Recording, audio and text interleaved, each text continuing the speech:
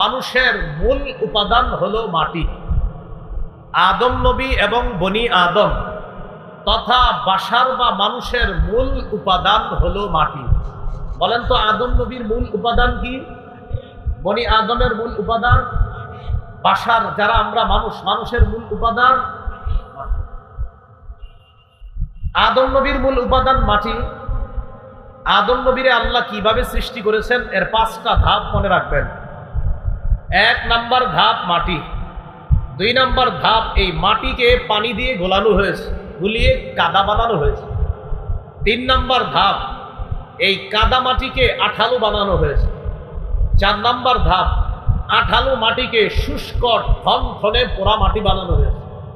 5 number ধাপ শুষ্ক ঠনঠনে পোড়া মাটিকে কালচে মাটি বানিয়ে এটাকে আল্লাহ মানুষ বানিয়ে তার মধ্যে রূহ দিয়ে দিয়েছে।